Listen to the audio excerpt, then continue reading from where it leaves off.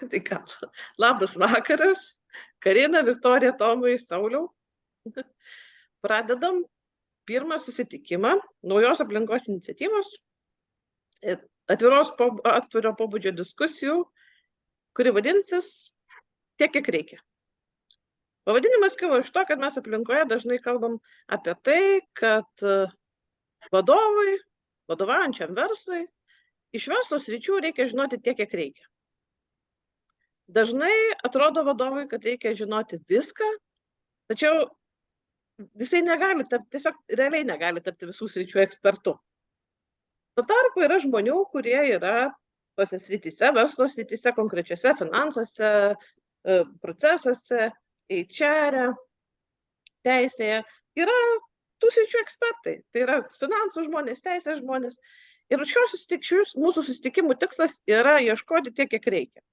Apsikeisti požiūriais, pasižiūrėti, ką reikėtų išmanyti vadovui, ką reikia suprasti apie vadovą finansų žmogui, kaip reikia jiems kartu susikalbėti, tam, kad bendrai esantis verslas, kuris jiems rūpi, klestėtų. Ir pradedam šitą susitikimą. Pradžiai, kad pradėti, aš noriu jūsų paklausti, tavęs, Karina, iš tavo pusės, kaip finansų profesionalės, ir jūsų kaip vadovai tokio klausimo. Pirma, paklausiu vadovų. Ko jums reikia iš finansų žmogaus, finansų profesionalo, tam, kad jūs suprastumėte apie savo valdomą verslą?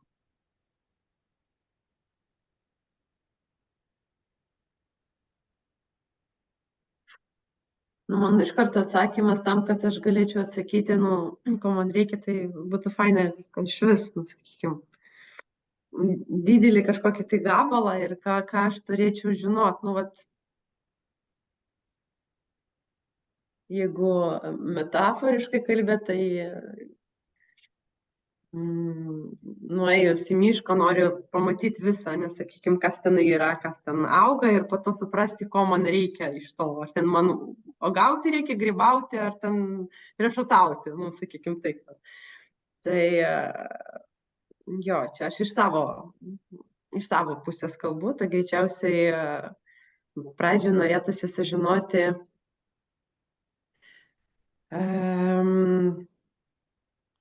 ko reikėtų, kokie must dalykai būtų kiekvienam versle, nes aš tikiu, kad kiekvienoje veikloje, ar tai versle, tiek, kiek reikia, bus skirtingi tie dalykai. Tai yra, vienam versle tiek, kiek reikia, reikės labai mažai, o kitam versle tiek, kiek reikia, bus labai daug. Tai dabar daug pakalbėjau, tai sakyčiau, grįžtant apie save, tai norėčiau sužinoti, kokie yra must dalykai kiekvienam verslui, jeigu finansus kalbam, ir po to jau reikėtų žiūrėti per savo veiklos prizmę ir greičiausiai individualiai kalbėtis, nežinau, su kažkuo tai specialistu, kas yra svarbu, tie finansiniai skaičiukai, finansiniai dalykai mano verslui. O kas tau, dar prieš perėmant prie kitų vadovų, o kas tau, pavyzdžiui, ko tau reikia sužinoti apie savo verslą? Iš finansų žmogaus tu kreipiesi, ir ką tau reikia sužinoti? Ar jisai pelningas? Kokie klausimai tau kyla apie tai, ta prasme? Kaip planuotis ateitį, kaip susiprasti apie praeitį, jeigu iš tos pusės? Jo, čia aš labai dabar bijau, kad plačiai neįsiplėti ir nevirst, kad tas susitikimas nevirstų vien tik tai apie mane. Bet, sakykime, skaičiai irgi kalba. Tai aš norėčiau gan geriau susikalbėti su šitais skaičiais. Aš noriu ne vien kalbėti, tai ne vien, kad tie skaičiai būtų, bet ir suprasti, ką jie gali parodyti, kokią naudą gali kaip galima juos naudingai turėti, o ne vien tik dėl varnelės kažkam tai pateikti. Nes pradėjau po 5 metų tikėti, kad vis dėlto skaičiai gali padėti planuoti, analizuoti ir panašiai. Tai vat, nežinau, Eglutė, ar aš spėjau. Ačiū, Viktorija, ačiū, kad praplėtei. Kaip jums, Sauliau, Tomai, ko jums reikia iš žmogaus, kuris jums padeda jūsų valdomo verslo finansus tvarkyti, ko jums iš jo reikia, kokių jūs poreikių turite? Jeigu taip trumpai lakoniškai, man tai skaičių reikia. Jeigu įsiplečiant, tai priklausomai, ką tu gali sau leisti, jeigu taip finansų žmogaus. Paprasto buhalterio, tai gauni skaičius ir dėliojas. Jeigu turėtum kažkokį tai finansininką, tai norėtum pinigų srautų, ataskaitų, biudžeto planų kažkokių tai sudėliojimo ir viso kito.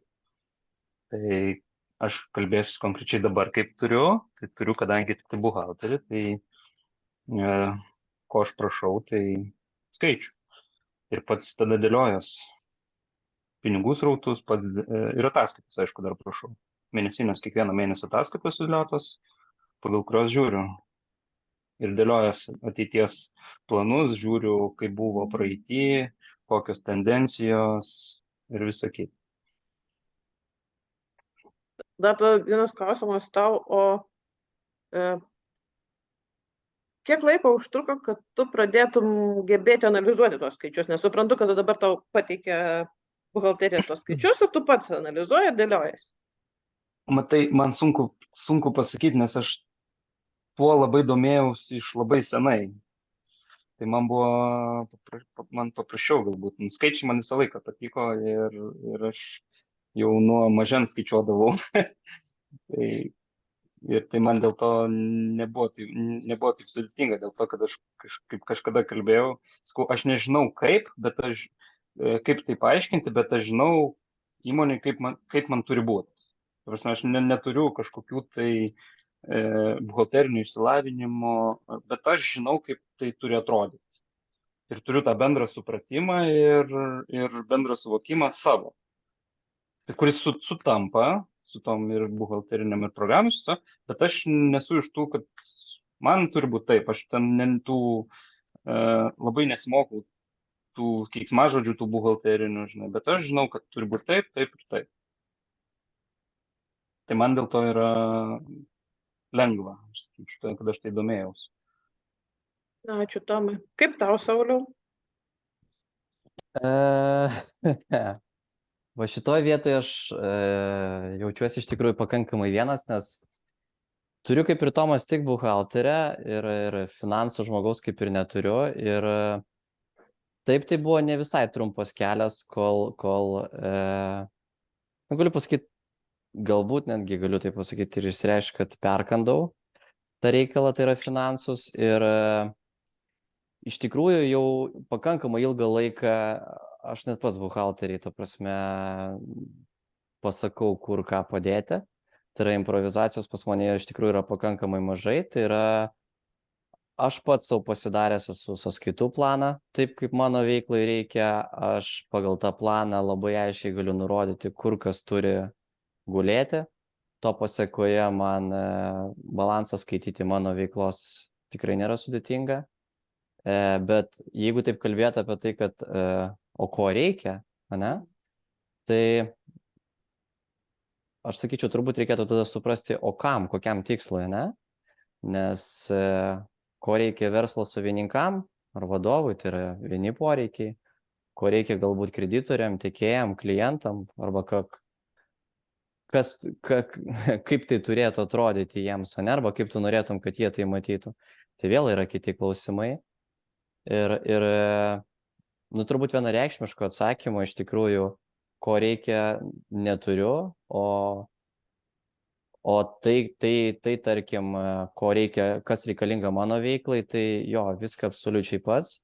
Ir aš čia turbūt gal, žinai, asmeninė tokia savybė yra, kad jeigu užkabina kažkas, tai yra kaip toks lūžio taškas vyksta, žinai, kad suprantu, o, blemba, šitų dalykų tikrai reikia, čia yra nauda.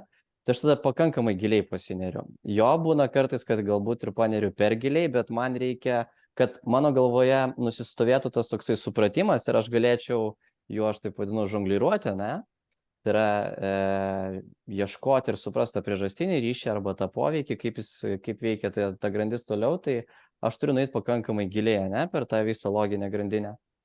Tai jo aš ir dėjęs iki keiksmažodžių, taip aš esu pasidaręs ir, aš nežinau, vos ne 70 skirtingų rodiklių, finansinių ataskaitų ir vertinimo įrankius, lyginimo su kitomis mano verslo šakos įmonėmis, tai pakankamai giliai. Ar to iš tikrųjų va dabar tiek reikia, nežinau, tikėtina gal ir ne, bet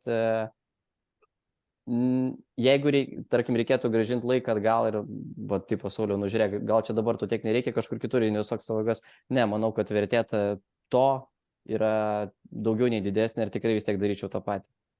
O jeigu tau kaip vadovui vis dar, tarkim, yra situacijų, ar yra tokių situacijų, kai tu kreipiesi į žmonės, kurie yra apie buhalteriją arba apie finansus, kai tu kreipiesi į finansų ekspertus? Tai yra tokios situacijos, kuriuose jau ieškai teksto tarp eilučių. Ta prasme, tai tikrai nėra akivaizdžios, tai yra kūrybinės, kur jau, ta prasme, pasitelkus fantaziją galima prieiti prie tam tikros išvados, žinai, arba prie tam tikro sprendimo. Tai jo, kreipiuosi, bet pakankamai nedažnai. O kokios tai būna situacijos? Ta prasme, susijusios specifiškai, kaip geriau panaudoti turimus Apie finansus. Efektyvumą, ne? Apie efektyvumą, apie mokestinius dalykus, ta prasme, tai yra tokie grinai iš verslo šakos kylantis mokestiniai ir mokesčio efektyvinimo dalykai, ta prasme, tai čia pagrindė yra apie tai. O savo veiklą matyti iš šono, kaip tai atrodo, tarkim, nežinau, tiekėjam, partneriam, kreditoriam, net ir tiem patiem verslo savininkam, ta prasme, man pačiam tai yra įdomu. Aš matau tame didelę naudą, vertę, aš matau, kur yra blogai, aš matau, kur yra gerai ir aš netgi sakiau, savo pasidaręs tokias paraštukės, kurios man netgi pačios raudonai išmeta, čia yra blogai, standartas yra toksai ir panašiai. Tai jo, ta prasme, tame labai didelę vertę matau. O jeigu prisiminus trumpai pačią savo pradžią, ko tau reikėjo dabar suprantu, kad tu analizavai, gilinaisi, domėjaisi, kuo specifiškai pagal tavo veiklos pobūdį, kokia yra teisinga buhalterija, kaip būtų efektyviausiai išnaudoti. O pačioje pradžioje, kai dar nebuvai toks šaunus ir įsigilinęs, ko tau trūko, ko tu norėjai? Pinigų srautai. Pinigų srautų, supratau. Ta prasme, pačioje pradžioje tai buvo pinigų srautai, nes aš tiesiog nelabai supratau prasmės, ta prasme, tos 5-6 klasės kaip minimum, ta prasme, jau nekalbant apie visą kitą. Ta prasme, atrodo, turi pinigų srautus, sakai, ko daugiau reikia važiuojant. Bet ne, ne viskas taip paprasta. Tai pradžiai taip. Ok, ačiū Jums, vadovai. Tada tavęs, Karina, klausiu. O tu turi patirties, konsultuoji ne vieną verslą ir konsultavai. Ko tau reikia iš vadovų tam, kad tu suprastum apie verslą, kuris jums abiems rūpi, iš abiejų pusių? Tikėjausi kito klausimo, tikėjausi, kad atsakinėsiu į tą patį, į ką atsakinėjo kolegos, tai yra kogi reikia. Aš iš kitos pusės. Jo, ko man reikia. Tai visų pirma, čia gal nuskambės taip kažkaip tai labai taip filosofiškai, bet iš tikrųjų, ko man reikia iš vadovo, tai visų pirma to nusiteikimo ieškot kartu ir to atvirumo, sakykime, ir to turbūt bendrai poreikio suvokimo. Kad yra poreikis kažką tai žinot. Galimai jisai nežino ko. Jisai nori, kaip Viktorija sako, aš nežinau, kas ten būna tame miške ir nežinau ten ką pasirinkti. Aš nežinau ten, kokių man reikia rodiklių, ar kokių analizių, ar kokių tų skaičių man reikia. Bet aš žinau, kad man kažko tai reikia. Aš jaučiu tą poreikį, tai yra aš noriu kažką tai žinoti. Tai tas man labai svarbus dalykas, tai yra tas poreikių gal suvokimas, gal ne visai net ir suvokimas, bet tiesiog atsiradimas poreikio, kad yra kažkas, kažko tai man reikia, kažko tai ieškau. Vienas dalykas, antras dalykas tas nusiteikimas ieškoti kartu. Nes aš šiandien atėjau su tokia, sakykime, tokioje būsinoje, aš esu kaip baltas lapas, lyg ir aš žinau apie finansus kažką, tai žinau, ką patarti, žinau, ką parekomenduoti ir taip toliau, bet man taip patiko pati idėja, pati koncepcija šito dabartinio mūsų pokalbio, kad mes ieškosim kartu atsakymų, kogi reikia iš tikrųjų. Ir man visą laiką tas klausimas būna, aš turiu savo nuomonę apie tai, ko reikia verslui. Bet įdomu, kaip verslas, įdomu, kaip vadovai, o ko jiems reikia. Ir aš manau, kad jeigu mes surasim tą, sakykime, tą tašką, kuriame susiliečia mūsų tas žinojimas ir mūsų interesai, tai čia bus super sinergija šitoje vietoje. Tai man iš vadovo, iš verslo vadovo ar iš verslininko, man reikia to nusiteikimo kartu ieškoti. Tai yra ne tokio atėjimo, sakykime, kaip pas žinovą, kaip pas ekspertą, to aš tavęs paklausiu, tu man atsakyk. O to nusiteikimo ieškoti kartu, nes kiekvienas verslas jisai tikrai yra unikalus ir verslo vadovo žinojimas, sakykime, apie tą verslą ir apie jo poreikius, jisai yra didžiulė sėkmės dalis tame yra. Tai yra daugiau negu vadovas žino apie verslą, nežinos nei finansininkas, nei joks ekspertas ir taip toliau. Tai dėl to čia, kuo toliau, tuo labiau aš matau, kad čia tik tai sinergija ir čia tik tai bendradarbiavimas vadovo ir finansininko gali duoti tinkamą rezultatą. Yra tam tikri dalykai, sakykime, kurie galimai, kaip Viktorija sako, yra must, kurie yra bendriniai visiems, bet norint pasiekti kažkokio tai didžiausią rezultatą, sakykime, optimaliausią rezultatą, tai reikėtų apjungti tas pastangas. Tai yra vadovo žinojimą apie verslą ir finansininko žinojimą apie finansų. Tai va. O pavyzdžiui, jeigu net negalvojant apie, nežinau, užduosiu tokį netipinį klausimą, bet mūsų susitikimas netipinis. Ką tu manai, Karina, ką žino vadovas ir ko tu nežinai, jeigu tai nėra skaičiai?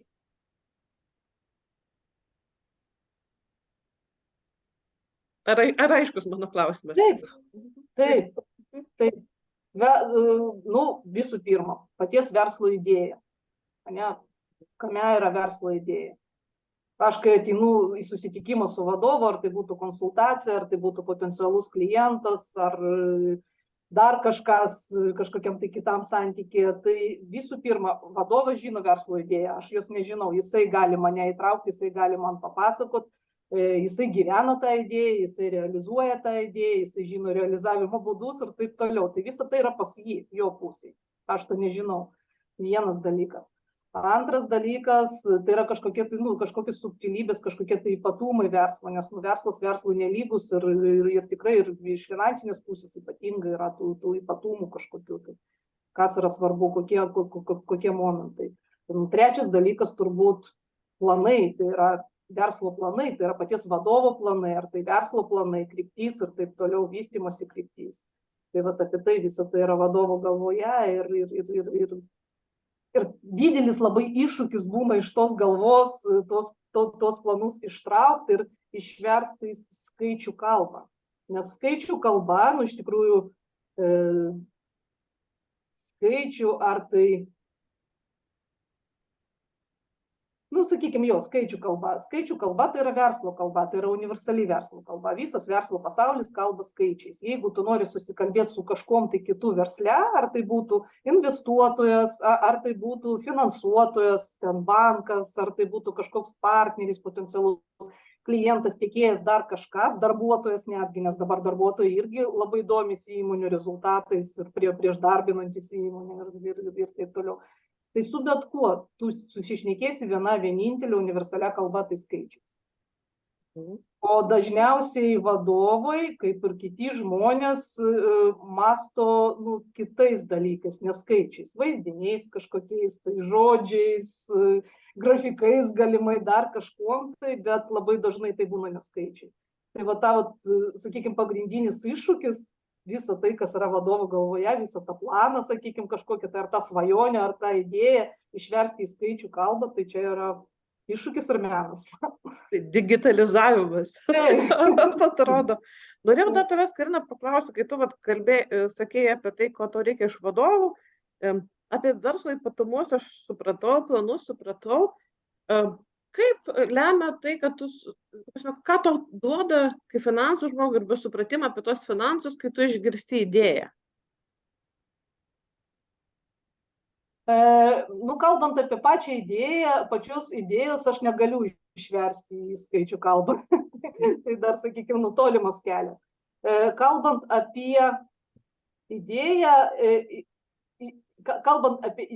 jinai turi, sakykime, įgyti tikslo pavydalą. Tai yra, jinai turėtų tapti tikslu ir iš to tikslo mes turim gauti kažkokį tai tikslo pasiekimo, tikslo įgyvendinimo planą. Ir vat jau tą planą, tą kelionę, kaip mes eisim link to tikslo, jau šitą dalyką mes galim paversti skaičiais.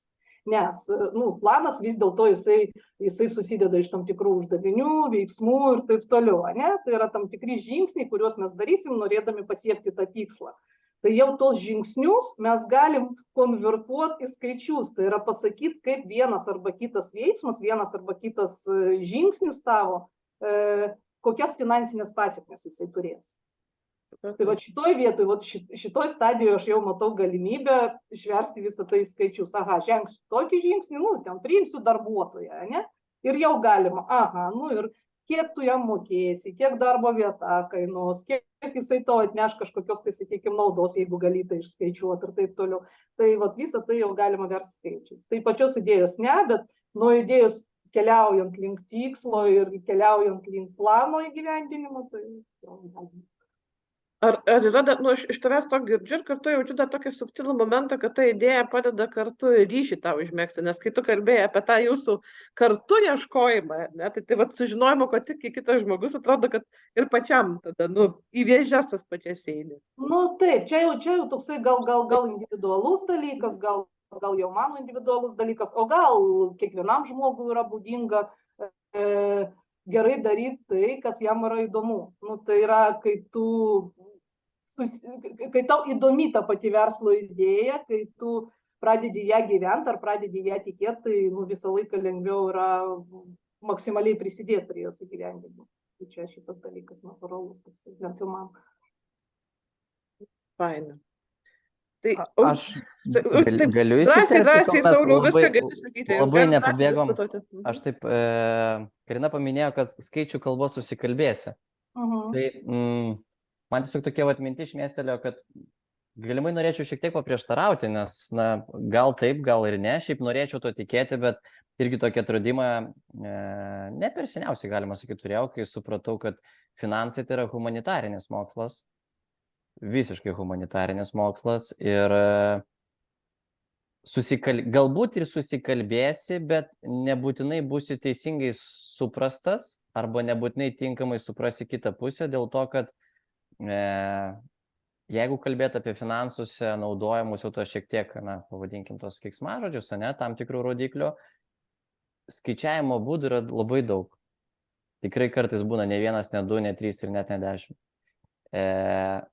Ir atrodo skaičiuoji tą patį, bet gauni skirtingą rezultatą, kiekvienu būdu skirtingų skaičiuojant. Tai klausimas galbūt jums, Karina, tai ar teko susidurti, kai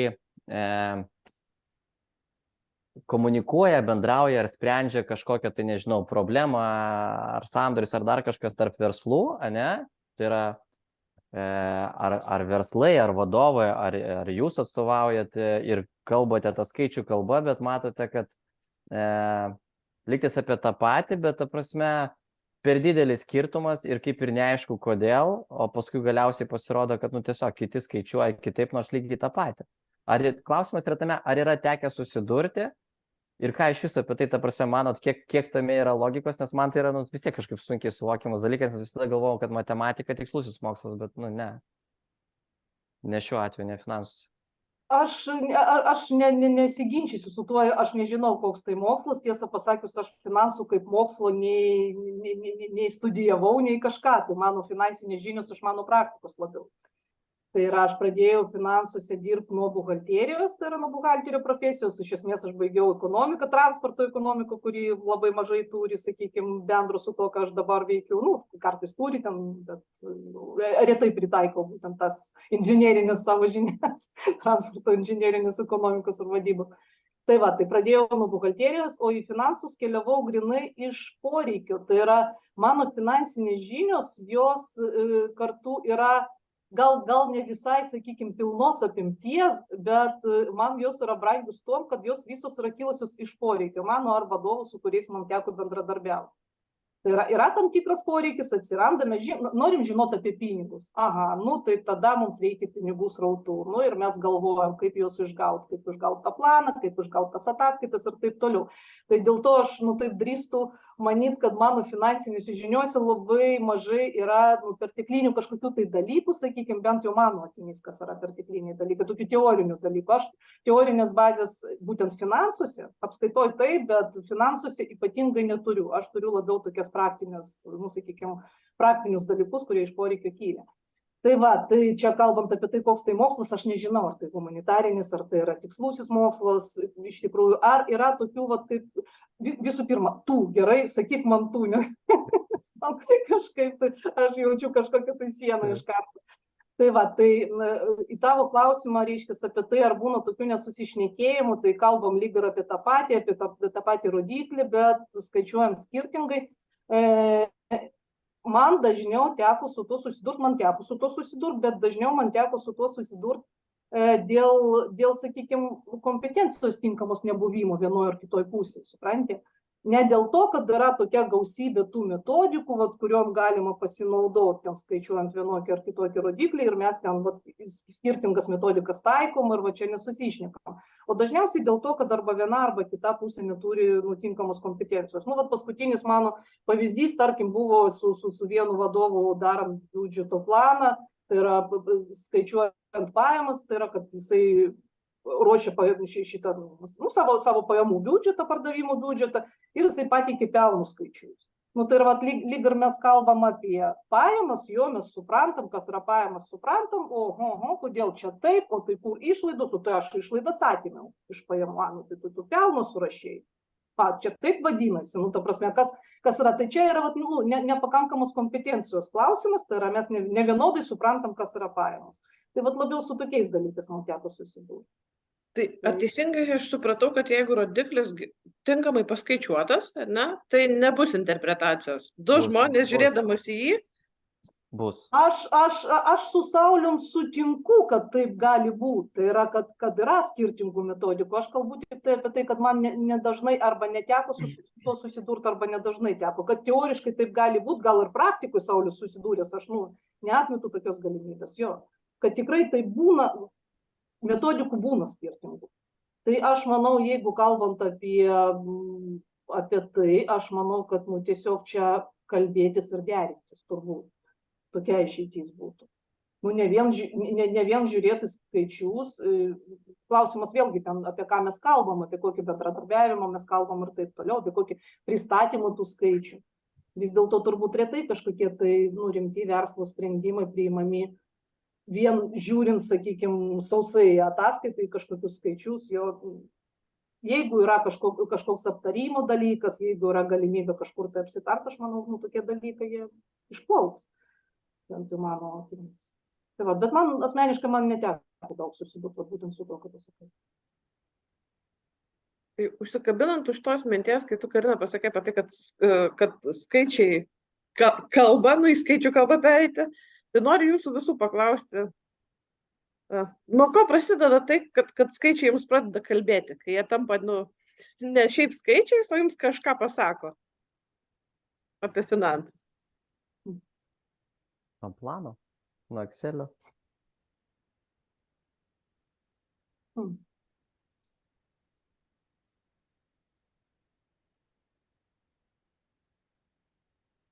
Skaičiai rodo tendencijas. Tai jeigu tu matai tendenciją vieną arba kitą, tu kažkokius gali daryti sprendimus. Tai man labiau tas kalbėjimas, tas ir yra, jis parodo turbūt labiau. Skaičiai parodo, kažką tai. Vienokį ar kitokį. Aš kadangi toksai visiškai jausminis žmogus, tai man greičiausiai, jeigu aš turėčiau pajausti, nesvarbu, ar tai kažkas blogai, ar gerą jausmą, vat, turi skaičiai, vat, sukelti jausmą manyje. Tai vat, greičiausiai vat, man asmeniškai nuo tada jau pradeda kalbėti. O po to jau reikėtų gilintis, tai kągi kalba man tie skaičiai. Iš ko, iš viso, aš, Karina, galbūt tu sakai, kad tikėjai atsakyti tą patį klausimą, ką aš uždaviau ir vadovams. Tai gal tu vis dar, gal tu nori jį atsakyti, nes nesinori man užgniaužti šitoje vietoje, norisi, kad tu irgi pasidalintum. Ai, gal nežinau, nes aš gal labai ir norėčiau išlikti toj būsenoj, žinai, kad aš Baltą lapą. Baltas popieriaus lapas jau ir rašykim į jį, nes man nemažiau svarbu sužinot atsakymą iš šios dienos klausimą negu vadovams tikrai. Man iš viso, tu prasme, įdomu, dar toksai dalykas, kad kiek stipriai pas jūs yra atsiskyrę, kaip pas vadovus, toksai dalykas kaip buhalterija ir finansai. Ir kada atsirado atsiskyrimas, ta prasme, eigoje? Kad ir iš vis, ar jums šitai skirtingas dalykas? Tas basicas. Ne tai, kad basicas, pirminis dalykas. Ar atsiskiria jūsų galvoje buhalterija ir finansai? Finansai, ateitis, buhalterija. Faktas. Apskaita. Ta prasme, tai natūralu, kad skirtumas taip tai yra akivaizdus, bet... Kada jisai tau tapo akivaizdus, nes netikiu, kad tu iš karto pamatėjai tapo akivaizdus. Augant, ta prasme, augant. Tai sakau, čia, žinai, kaip ir ta turbūt verslo raida, tai pradžioj galbūt tau atrodo, kad pakanka, nežinau, pinigų srautų arba biudžeto plano, tarkim, tinkamai susidėliota, bet tu eigoje tiesiog, manyčiau, kad bet kokiu atveju tu tiesiog susidursi su stygiumi kažko. Ir va tada tu pradedi ieškoti, tai gerai, o ko man dar trūksta, aš pasidariau, tarkim, savo biudžeto planą, bet aš žiūriu, kad pinigai pas mane veikia visai kitaip, sąskaitoj tuščio, tu rodo, kad pas mane labai daug pardavimo, biudžetas, tarkim. Kad ir faktas, tarkim, o pinigų nėra, tai kaip taip, tai tada pradedi suprasti, kad gerai, tai pinigai biškiai atskirai vaikšto, Tai tai kad verslas galėtų dirbti, neveikti, reikia ir jų, tai gerai, tada pasidarau dar tą, Paskui tu pradedi suprasti, tai kažkurioje vietoje tas verslas vėlgi evoliucionuoja, tau pradeda įdomu darytis, tau pradeda, tau prireikia suprasti, tai kaip mato tave kiti, iš išorės. Galbūt tau reikės pinigų, tai ką kreditoriai apie mane pasakys, Galbūt, nežinau, verslo savininkai užduoda klausimus, galbūt tu nori, vėlgi ten turi strateginį planą, kas turi įvykti, kaip Karina minėjo, kad tai turi būti visų pirma idėja, planas, taip toliau, tikslai kažkokie, tai atitinkamai, jeigu tu pasiruoši strategiją, pasiruoši tos planus, tai greičiausiai turbūt kiekvienam tam etapui reikėtų numatyti kažkokius, ir skaičių tos rodiklius, ta prasme, kaip jis turėtų atrodyti, Tai kur čia apskaita, kur finansai, Sauliau? Tu pasakoji, ta prasme, kur jie atsiskiria? Ateitis apie finansus, ta prasme. O tai kam apskaita reikalinga, tavo man? Čia pavadinkim patikrinimas tavo finansų plano. Kaip gerai, tai yra portretas, ta prasme, kaip yra dabar, tai dienai, tai ataskaitos, tarkim, sudarimo dienai ir panašiai. Tai yra tavo portretas, kas tu esi dabar, kaip tai atrodo dabar, iš šono, tarkim, tu aišku gali tu būtent žinot, tarkim, čia yra blogai, bet aš žinau, kodėl čia yra va taip, čia viskas pasikeis, bet ta prasme, tu jau pagal tam tikras vietas tu gali identifikuoti, kad bet tarkim, išoriai, jis tikrai išorės dalyvis neieškos priežastinio ryšio galimoje, žiūrint vėlgi, koks tas santykis ir kokia intencija, bet jis tai žiūrės labai paviršutiniškai, ir jis tam tikrai nesigilins, kas kaip ir kodėl. Tai jeigu tau tampa kažkada tai aktualus, tarkim, tas vaizdas ir išoriai, tai natūralu, kad tu pradėsi irgi tada galvoti, tai kaip tapti ir gražesniu, kaip pakeistas eilutes ir ką aš turiu dėl to daryti.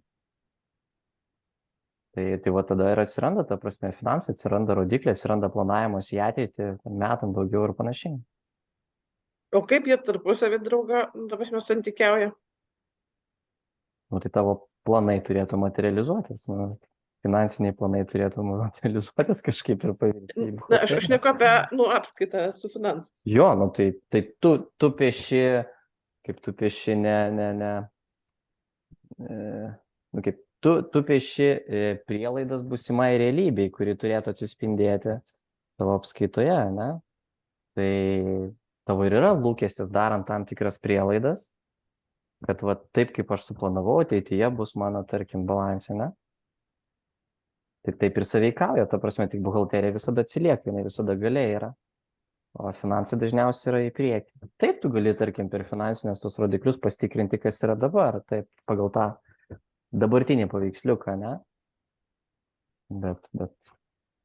Bet tame nėra, ta prasme, tame yra galimybė matyti jo, vat, kaip Tomas paminėjo, tendenciją. Taip, puikiai matosi tendencija, kur link judi, tarkim. Bet jo, nu tai, nežinau, ta prasme. O jeigu vaikui reikėtų paaiškinti, kuo skiriasi, jisai pasiėmė 2 knygas, vienos parašyta buhalterija, ant kitos parašyta finansai. Jis nieko nesupranta ir sakytų ten, mama, tėtė, kuo skiriasi šitie 2 dalykai? Nu, aš sakyčiau, kad buhalterija tai yra dokumentika apie tai, kas įvyko, apie faktus, o finansai tai yra, nu, tai, nežinau, romanas, literatūra fantastinė, kuri galimai vyks, galimai ne. Tai, ja. Ačiū, Sauliau. Ką jūs, Viktorija, Tomai, manot apie buhalteriją, apskaitą ir finansus? Kiek atsiskyrė, kada atsiskyrė? Man tai atrodo, kad tai nėra atsiskyrę. Tik tai, kad buhalterija yra grynai skaičiai, ataskaitos, o finansai jau šiek tiek kūrybos dasideda. Ir pas kūrybos dėl tos pačios stebėjimo, ne tai, kad spėliojimo, numanimo, prielaidų darimo ir visokių. Ten labiau optimizavimo ir apsižiūrėjimo, kaip tau reikia. O be šito nepadarysi šito. Tai dėl to aš taip kažkaip jų ir neatskirčiau. Man tai atrodo, kaip tik tai čia yra vienas. Tik tai, kad finansai, tai kaip aš sakau, finansininkas, kažkaip nežinau, ar aš sakau, ar aš tą girdėjau, tai truputį pažengęs buhalteris. Tai nežinau, kiek tas truputį, tai gali būti labai toli, gali būti nelabai toli. Nes finansininkas turi išmanyti buhalterį. Be abejo, man atrodo, be šito tai nebūsi geras finansininkas, jeigu nebūsi geras buhalteris. Nežinau, buhalteris gal labiau atsakys ir finansininkas, bet mano tokiu įsitikinimu, kad neturėdamas gero supratimo apskaitos priedo dar teisinių dalykų ir visos teisinės bazės, nes finansininkas dar turi labai gerai išmanyti. Buhalteris, ką jis suveda į programą, sakykime taip, apskaitininkas, ne? Jis gali baigti kursus, išmokti naudotis buhalterinę programą, suvesti sausai skaičiukus, jam paspaus mygtukus ir jam programa apskaičiuosis. Finansininkas jau turėtų teisinę bazę žinot, kaip ką pritaikyti, kaip galima kažką optimizuoti, kaip galima kažką tai padaryti, šiek tiek kūrybos, netgi ne šiek tiek. Ir kūrybos, ir teisinės bazės, mano taip. Bet kad tas turėtų būti susijungęs ir žinoti ir vieną ir kitą, aš manau, kad vienareikšmiškai turėtų būti, mano nuomonė. Tai iš to, kad tu pasakoji, man toksai gimsta metafora, kad, tarkim, norint sudėlioti bendrą mozaiką, tai buhalterija turi pagaminti mozaikos detalės, o finansistas turi pasitelkęs išmonę, turime žinias, išprusimą domėjimąsi, iš tų tų detalių mozaikos dėlioti tą vaizdą, kurį nori matyti. Ir visa tai yra verslo finansinė, ta prasme, dalis. Taip, mano manimu, būtent taip ir yra. Ir iš tų dar gabaliukų jisai prognozuoja ateitį. Būrė ir dar, numato, taip, taip, taip. dar kuria Galim savo sakyt, naują. ne tai, kad būrė, Nu, bet tas nebūrė, toksai, bet Būrė. lipdo Jo. maketą, ateities maketą. dar. taip, taip, taip.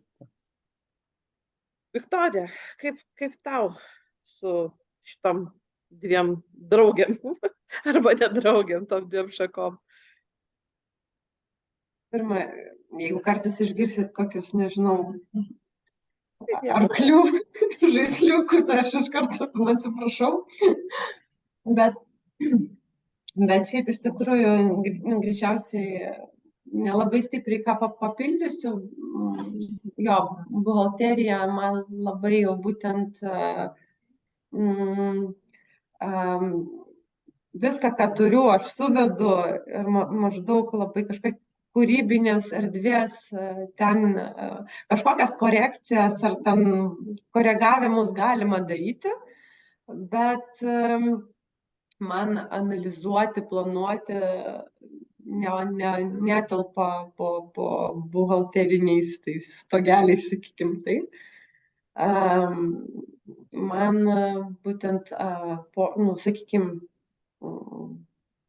planas arba požiūris į ateitį, planavimą, tai kažkaip tai jo būtų slėptųsi po finansais. Ne tai, kad po finansais, o būtent finansininko kompetencijoms, nes nežinau, ar čia, bet irgi klausimas, ar vertėtų apie tai dabar diskutuoti ar ne, bet ar finansininkas ar finansai, tai vat irgi čia skirtumas, ar mes čia tiesiog kaip mes kalbam, sakykime, finansai man yra kažką kitą negu finansininkas.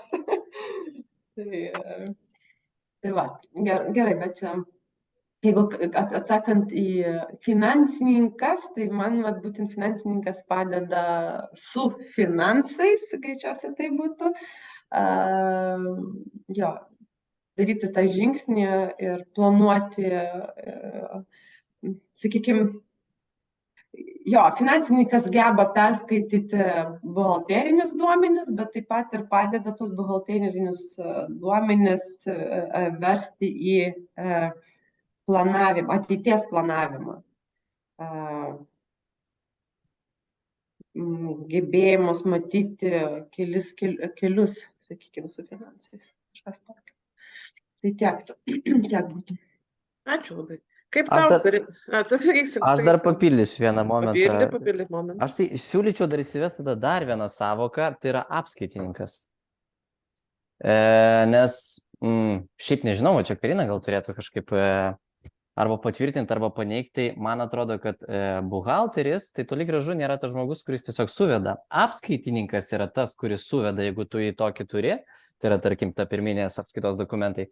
Bet buhalteris, mano žiniomis, netgi truputėlį ir atsakomybę neša už tai, kai jisai suveda. Tai vat jisai net yra įpareigotas šiaip kaip ir žinoti, ką jisai suveda ir kur suveda, nes jis lygiai taip pat deda parašą ant balanso.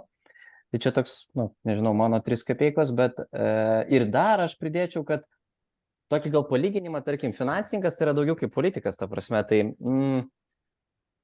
jo, jisai ir politininkas, ir šarlatanas, ir taip toliau, tai jisai padeda galbūt planuoti, jisai kuria, spėja, būrė tą ateitį, bet jis nelabai neša atsakomybės. Vat būtent buhalteris iš principo yra tas žmogus, kuris gal netgi jis labiau turėtų teisę ir dabartiniai, tarkim, mokestinėje aplinkoje geriau gaudytis ir finansininko improvizaciją suvaldyti.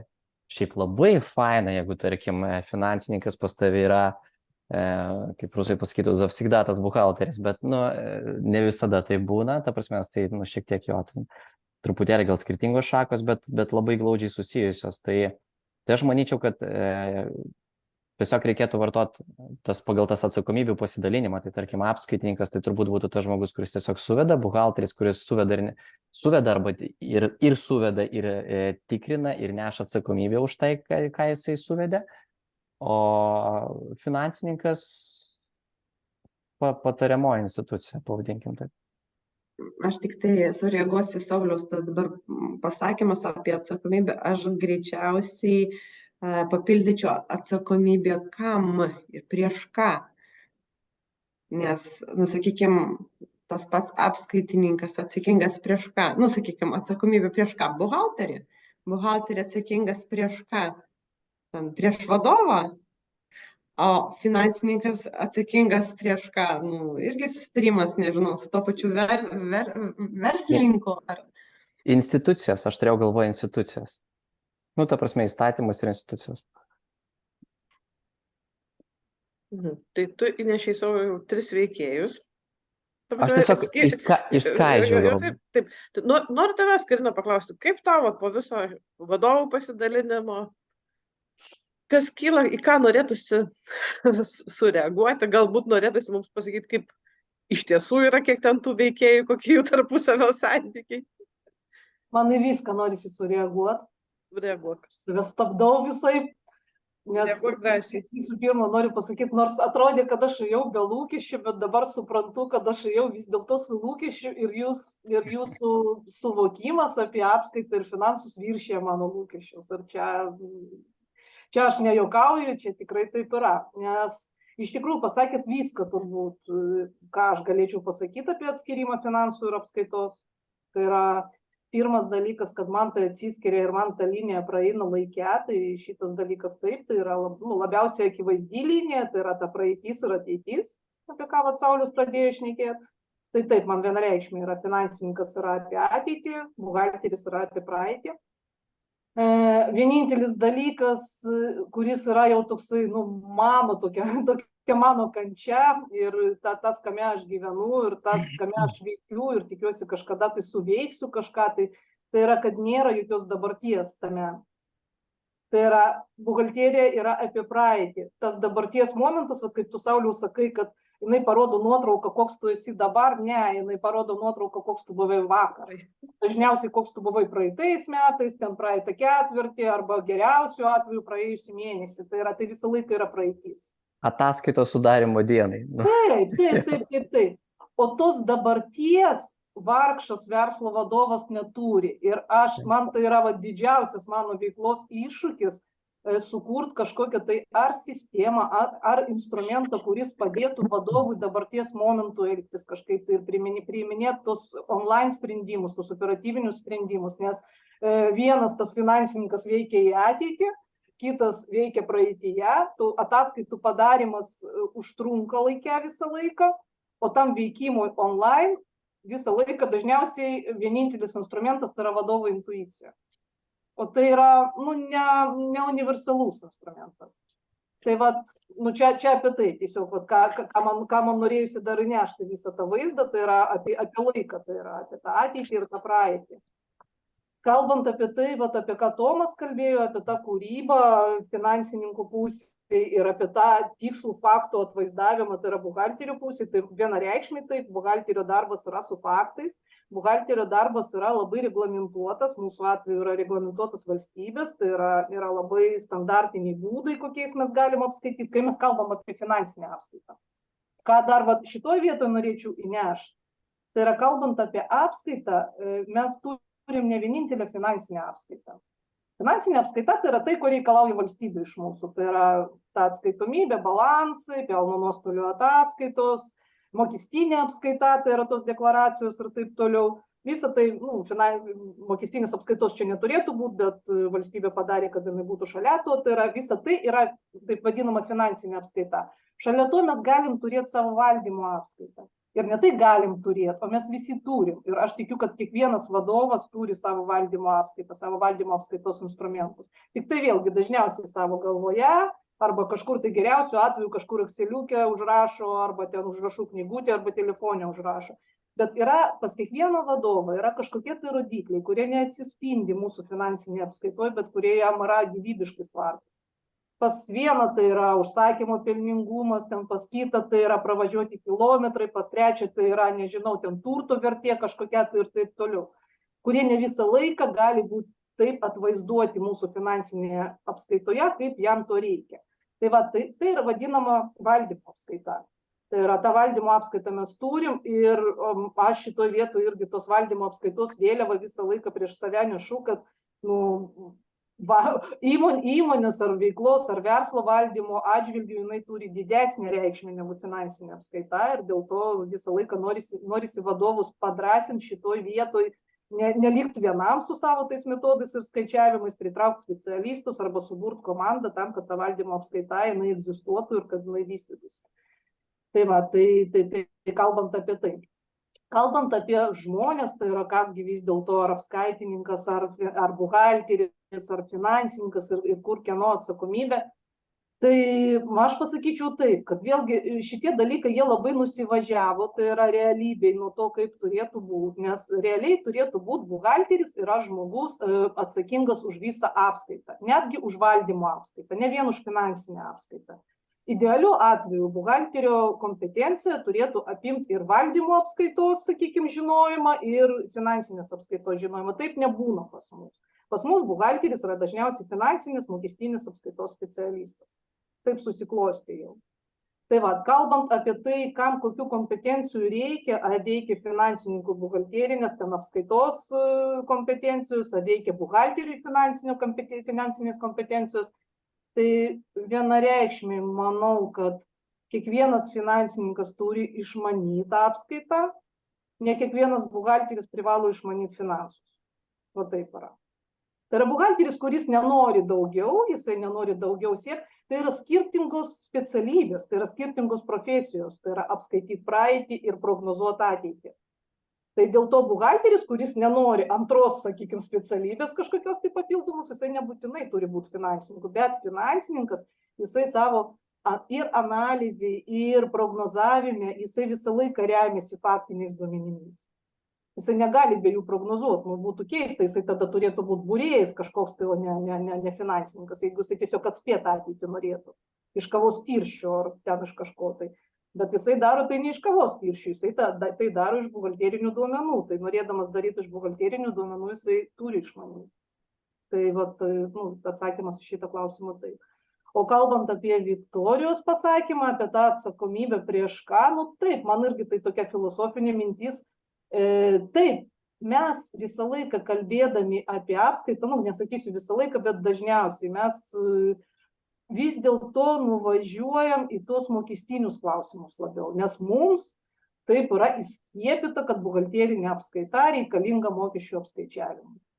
Ir tai yra pagrindinis jos tikslas. Taip nėra, bet tai tampa tokių pagrindinių tikslų. Tai yra buhalteris ir buhalterinė paslauga, ar buhalterija pati iš savęs, tai toksai kaip amuletas nuo mokesčių inspekcijos, jisai mūsų apsaugos, mes turim buhalterinę apskaitą ir mes čia apsaugoti nuo patikrinimų ir taip toliau. Čia yra tokia funkcija, bet jinai yra ne vienintelė, tai dėl to prieš ką atsakingas, taip, prieš valstybę visą laiką buhalteris ir vadovas, nepamirškim to, kad jie komandai, kaip veikia komandai, taip ir atsakingi komandai. Ne apskaitininkas atsakingas tik tai už savo operacijas, tai yra už savo teisingą atvaizdavimą ūkinių operacijų ir taip toliau, už ataskaitas. Kuom skiriasi apskaitininkas nuo buhalterio, taip pat Saulius apie tai ir kalbėjo, apskaitininkas užfiksuoja ūkinės operacijas, o buhalteris jisai padaro ataskaitas, jisai jau iš tų užfiksuotų operacijų gali sukurti ataskaitą. Ar tai balansas, ar tai pelno nuostolio ataskaita, ar tai būtų pinigų srautų ataskaita, jisai jau gali tai padaryti iš suvestų duomenų apskaitų. Iš atvaizdų jau. Tai va, o kalbant apie atsakomybę, taip, prieš ką, nes finansininkas, taip, toksai ant kavos tirščių, kuris bando atspėti ateitį, jisai lyg ir prieš nieką neatsakingas, į kalėjimą, sakykime, taip nepasodins, ne?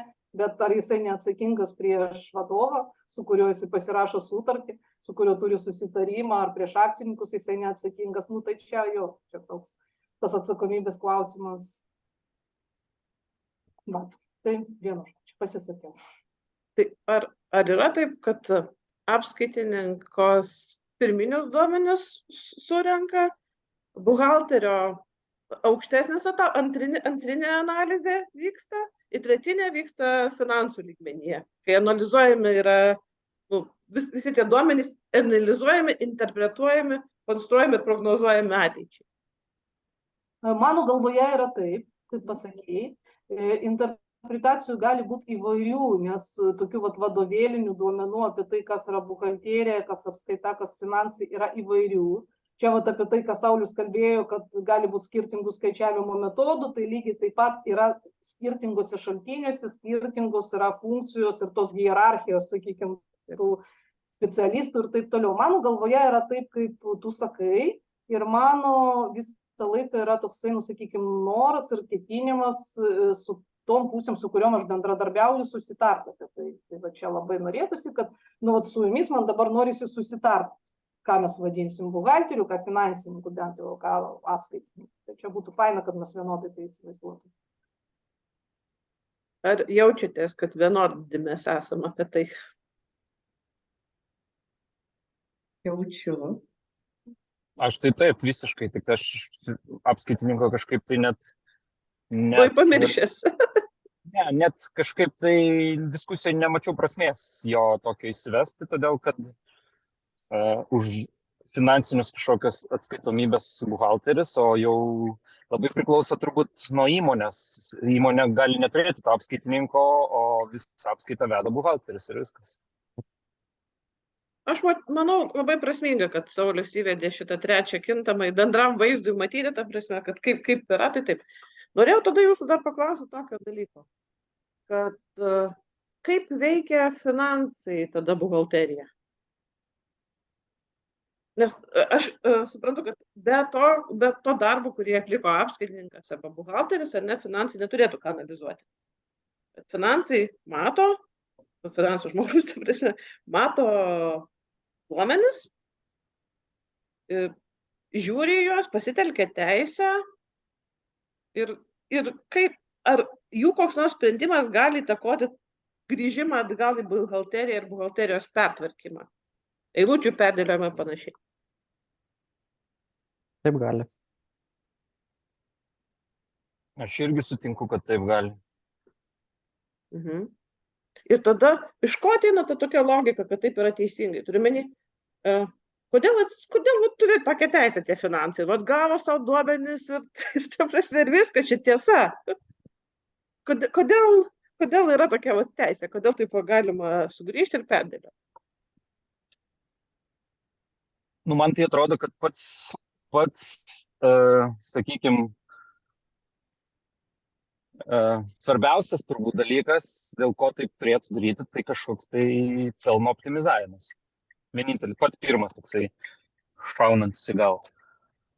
Tai žodžiu, paisant verslo interesų, ar ne, kad būtų efektyvu. Taip.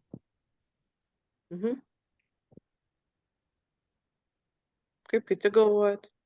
Vienareikšmiškai tik tai taip, tai mes jeigu taip nutarėm, kad finansai yra apie ateitį, apie planus, tai jeigu mes pasidarėm tą planą, ne, išsibūrėm ir tai mums patinka, mes to tikim, mes pasirinkom eiti tuo keliu, tai natūralu, taip mes norim tada, kad tam tikri dalykai atsispindėtų mūsų apskaitoje.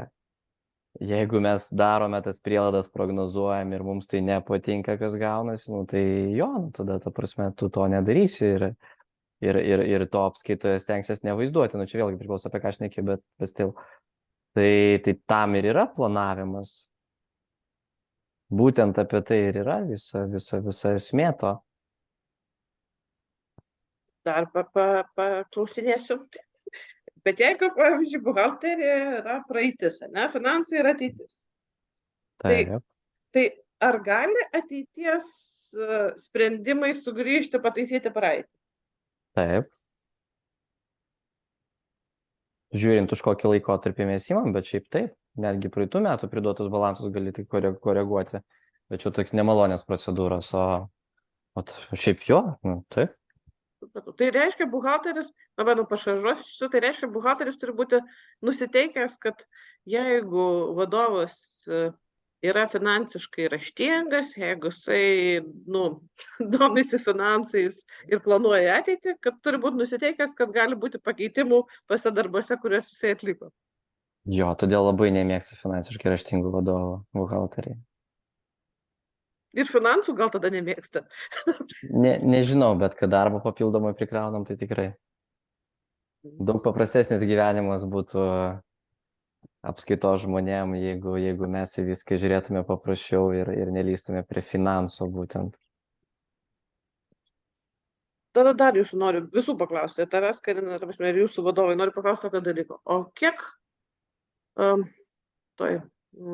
mintis tokia buvo, o kiek yra svarbu, ta prasme, ar galvom apie 3 etapus, ar ne, apie apskaitininką, buhalterį ir finansus, gal apskaitininką padėtumėm, per visus galim pereiti. Kiek jiems svarbu yra specifika to verslo, su kurio finansais dirba, ar ne? Ką aš turiu meni specifiką, bet tarkim, vienur yra prekyba, kitur yra nekilnojamasis turtas, kitur yra kažkokios kitos paslaugos, transporto paslaugos, įvairyrika. Kiek žmonės dirbantis su apskaita, buhalterija, finansais turi domėtis konkrečiai suprasti, kaip čia. Kiek jisai turi susivokti specifikoje to verslo, su kurio dokumentais yra dirbama, su kurio finansais yra dirbama. Sakyk, Tomai, atsiprašau, aš. Kažkiek tai turi, todėl kad netgi buhalteris turi žinoti tam tikrus niuansus, tam tikros specifikos.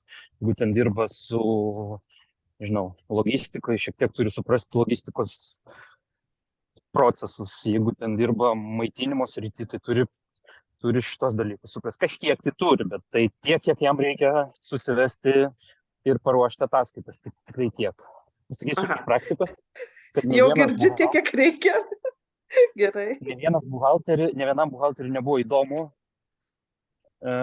kiek aš turėjau buhalterių, ne vienam buhalteriui nelabai buvo įdomu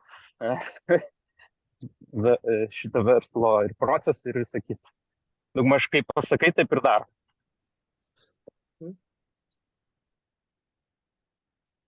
Aš palaikau Tomą, ta prasme, manau visiškai taip pat, bet o aš kažkaip specialiai klausinėdavau atrankoje, ta prasme, ar teko susidurti. Ir susidūriau su tuo, kad gal truputį, gal mažai, bet čia kažkas tokio. Bet tada, kai pradedi klausinėti vieno kito specifinio klausimo, ne? Ir atsiranda, kad vis dėlto kažkas tokio yra. Ir aš manyčiau, kad tas kažkiek, bet tas kažkiek neturi būti mažiau negu tiek, kiek reikia. Įdomu labai. Sauliau, aš tau pasakysiu taip, kad aš pakeičiau taip klausinėdamas 3 buhalterius, todėl kad jie net nežinojo, kada nulinį tarifą PVM taikyti sąskaitas išrašinėjant. Tomai, tai pas mane irgi 3 dabar, tai aš normaliai. Viskas gerai. Kaip tu, Viktorija? Bet esmė tame, kad kas yra juokingiausia, kad buhalteris išrašinėja sąskaitas ir aš jo klausiu, kodėl taikom nulinį PVM tarifą. Tai vietoj to, kad atsakytų man į klausimą, man atneša pareiškimą ant stalo ir sako, aš išeinu iš darbo. Sakau, kodėl? Tu čia prie manęs kabinėjęs. Sakau, ta prasme, aš klausiu klausimą, kurio tau reikia. Ta prasme, kad tu žinotum, nes aš atsakysim prieš institucijas. Būtent. Tomai, tada, kuo toliau, tuo labiau dabar populiarėja ta mobbingo savoka, tai turbūt išsiroviai, žinai. Per dažnai to klausai. Bet grįžkim prie klausimų. Kaip tau, Viktorija, atrodo apie tą žinojimą? Kiek kas turėtų žinoti, išmanyti, kad kuo tavo valdomas verslas skiriasi nuo kitų verslų? Vėlgi, aš gal kalbėsiu truputėlį ne konkrečiai, bet aš įsivaizduoju, yra kažkokia tai bazė. Nepaslaptis, kad kaip ir tu, Eglė, minėjai, kad kiekviena sritis, sfera turi mažiau daugiau niuansų. Tai greičiausiai buhalteriui ar kitam personažui svarbu yra noras gilintis į tos skirtumus, tos niuansus. Tai jeigu labai stipriai neišsiplečiant, tai kažkoks toks būtų atsakymas man. Ačiū. Karina, ką tu?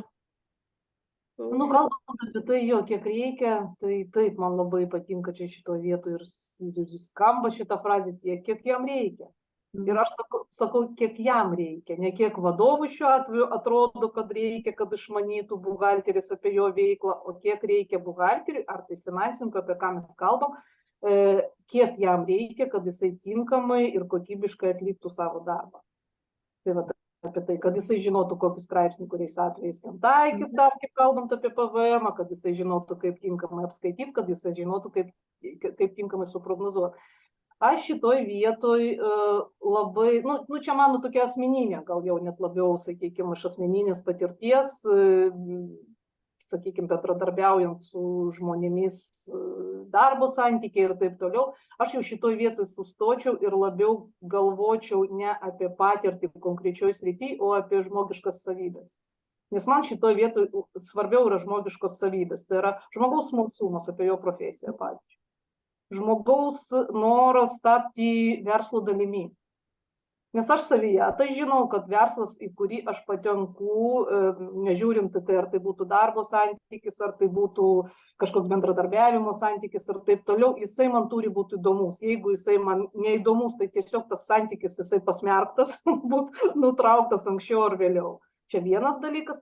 Jeigu jisai man įdomus, tai aš stengiuosi pati tas subtilybės sužinoti, nes man įdomu savo profesijų pritaikyti tą savo žinias, tą savo žinojimą, sakykime, ir kuo kokybiškiau savo paslaugą atlikti. Tai vat, aš labiau čia atkreipčiau jau į tokias savybės, kaip sakau, kaip smalsumas, kaip noras tapti dalimi.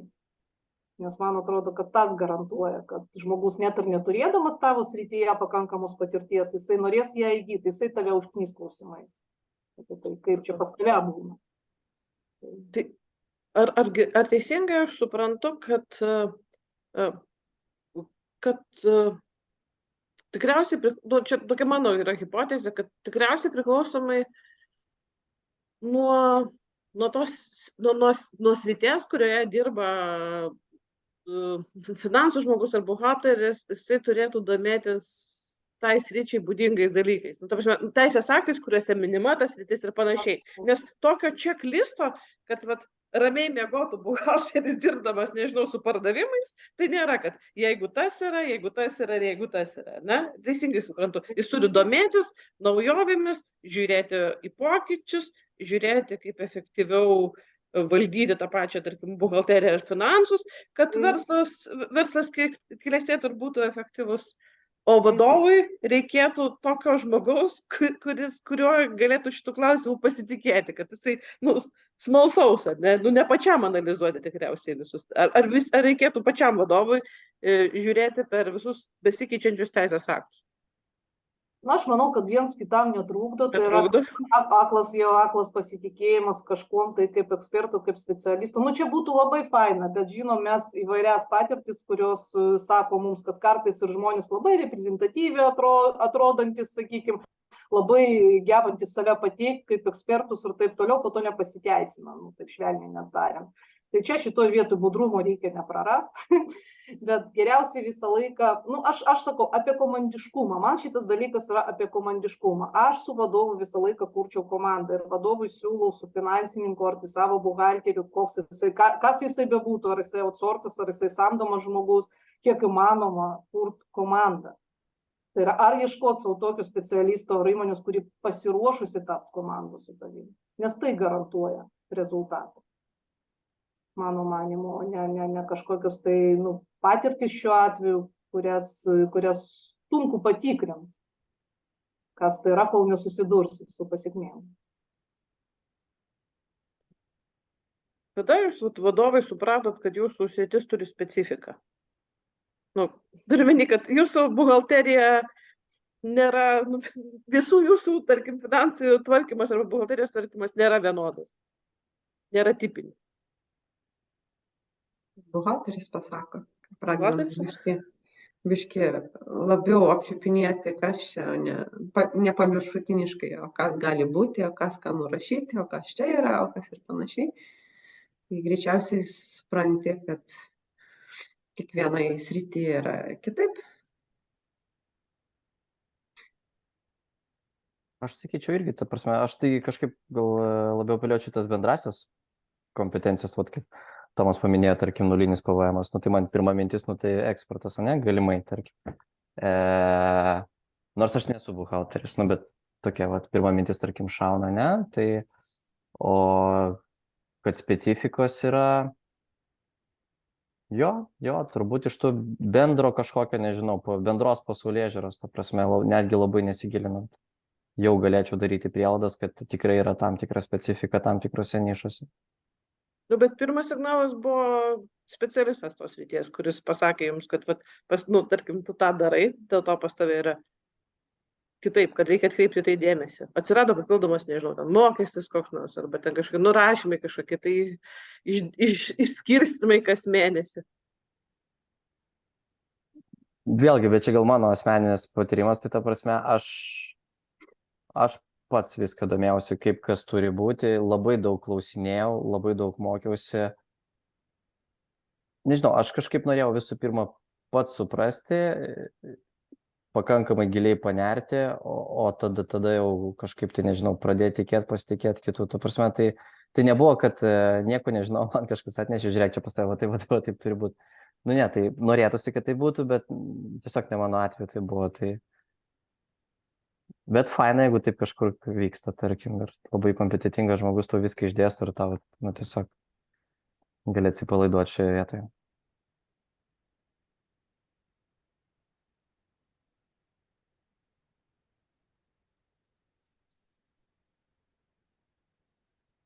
Tai va.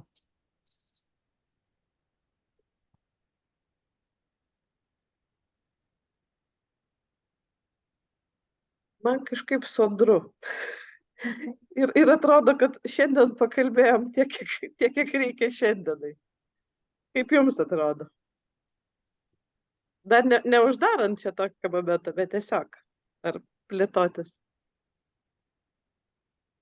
Man tai atrodo gerai, labai geras formatas. Tai galėtumėm šiandien sustoti šitam taške, neįdami į kitus klausimus. Aš kažkaip ir dabar čia jau išvažiavęs, tai ir laiko nelabai turiu, bet aš šiaip dar pakalbėsiu. Dar pakalbėtum? Gerai. Aš irgi, ta prasme, aš labai komfortiškai jaučiuosi, patogiai sėdžiu. Okay. Tai gal kokių jums klausimų vienas kitam dabar kyla? Čia aš truputį pamoderavau, paklausinėjau jūsų, gal jums dabar smalsumo kyla dalykų?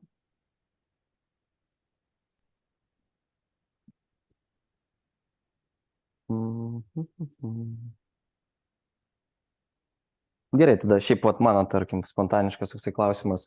Kaip jūs manot, ar savo balansą skaityti yra nauda ar nėra naudos?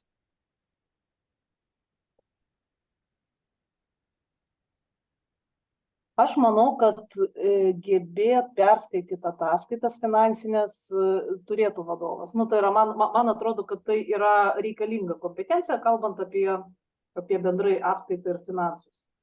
Tai yra, ar turėtų išmanyti kažkokius tai būdus ar principus, kokiais vedama pati apskaita. Tai tas dalykas, man atrodo, nėra būtinai, bet tas produktas apskaitos, juk sutikim, finansinės apskaitos produktas yra pagrindinis vienas, tai yra finansinė atskaitomybė, tai yra balansas pelno nuostolio ataskaita. Tai aš manau, kad šitas dalykas tai yra iš tų, kuriuos aš rekomenduočiau turėti. Tai yra iš tų įgūdžių, kuriuos rekomenduočiau turėti. Tai yra gebėti skaityti tą ataskaitą. Tai manau, kad kad tai vertėtų mokėti. Jeigu apie tai tavo klausimas. Ok, tai Viktorija. Ar ne apie tai? Ne, ir apie tai. Ta prasme, kad aš ką pasiemu, tai kad nežinau ar must, bet ta prasme, kad labai didelė nauda arba vertė arba pliusas tame, girdžiu. O kaip jums, Viktorija? Apie naudą kalbė, kiek tu iš to turėsi naudos, tai yra įvairių atvejų būna skirtingais atvejais skirtingai, bet kaip minėjau, man atrodo, kad finansinė apskaita tai nėra, sakykime, labiausiai padedantis valdyme dalykas, tai yra kiekvienas vadovas dažniausiai žino savo tos KPI-sus, kažkokius rodiklius, kurie jam yra kartais svarbesni, bet tavo balansas, tai yra visų pirma, ką man rodos irgi tu minėjai kažkiek, tai yra tas, žinai, fasadas, kaip tu atrodai kitiems. Atskaitomybė, tai yra kaip tu atrodai investuotojams, kaip tu valstybė atrodai, kaip tu klientams atrodai ir taip toliau. ar vertėtų vadovui žinot, kaip jisai atrodo, nu, aš manau, kad vienareikšmiai, bent jau tam, kad, nu, kam veidrodis reikalingas, jau kai tu neįlauka, nu, kad galėtum pasitaisyti, biškį pasitvarkyti, čia kažką, tai ten užsimurzinai, ten kažkaip tai nusivalyti ir taip toliau, tai čia tas pats. Tai, Aš manau, bent jau dėl tos priežasties, tai tas balansas tai toksai selfis, bet biškį pakoreguotas su retušu. Pas kiekvieną, kaip sakau, kiekvieno individualioje situacijoje būna įvairiai. Kartais ta apskaita būna labai paprasta, banali ir taip toliau, nu kažkokioje tai veikloje, kur balansas ten visiškai gali atspindėti, sakykime, tavo tikrąjį vaizdą ir gal tos apskaitos ir pakanka ir tada labai netgi vertėtų įskaityti. Bet dažniausiai taip nebūna. Dažniausiai balansė, nu tokia, nu sakykime, jisai toksai gan ribotas, toksai šaltinis, aš taip sakyčiau. Bet perskaityti gebėti tai tikrai vertėtų ir bent jau dėl tos priežasties, kad tai yra tavo fasadas, kaip tu atrodo. Tai aš taip sakyčiau. Jo, mano atsakymas prieš jūsų diskusiją būtų gerai. Vien tik tai, jo. Labai geras pavyzdys apie tą veidrodę, ne, arba žinot, kaip tu atrodai kitiem, tai vat taip aš įsivaizduoju, sakykime, nu, kodėl būtų gerai žinot, kaip tu atrodai, ne. O, jo, ir tuo pačiu sutikrint, pasikartosiu, aš esu jausminis žmogus, kaip tu jauti tą savo, kaip situacija veikloje. Ar taip, kaip tu iš tikrųjų jauti, ar jinai labai stipriai skiriasi, kas yra parodyta kitiems. Nes galbūt, nežinau, tu jauti, oi, kaip pas mane viskas gerai, o rodai gal nelabai gerą vaizdą, nu, kaip pavyzdys. Tai, greičiausiai taip būtų gerai mokėti.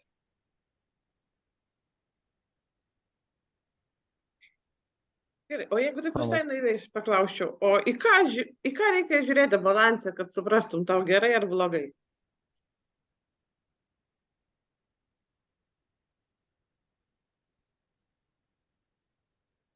Labai retorinis klausimas, čia daug jų gali būti. Kas yra gerai, o kas yra blogai tada? Ta prasme, mes kalbam apie bankrotą, mes kalbam apie stagnaciją, mes kalbam apie, nu, tai kokį pjūvį.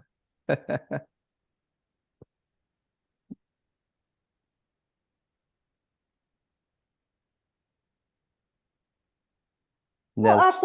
atsiprašau. Ne, gerai, Karina, gerai, jau sakyk. Aš tada jau norint greitai atsakyti šitą klausimą, sakykime, jo, nes čia labai įvairių gali būti ir vėlgi nuo veiklos priklauso, tai yra apie kokią veiklą mes kalbam. Bet aš tada jau siūlyčiau, norint greitai suprasti, kiek tau gerai ar blogai, aš tada jau siūlyčiau geriau į pelno nuostolio ataskaitą žiūrėti iš karto. Tai tas greičiau parodys, ar tau gerai ar tau blogai. Tai apie tai bent jau ekonominį vaizdą tavo, tai yra kiek tai yra atvaizduota, tai yra pasižiūrėti tą pagrindinę mūsų siekiamybę, tai yra pelną, tai greičiau žiūrėčiau į pelno nuostolio ataskaitą. O į kokį pelną? Į bendrąjį ar į grynąjį? Nu, žiūrint, kas tave domina, žiūrėčiau grynai, aišku. Aš žiūrėčiau grynai. Ok, bet tarkim,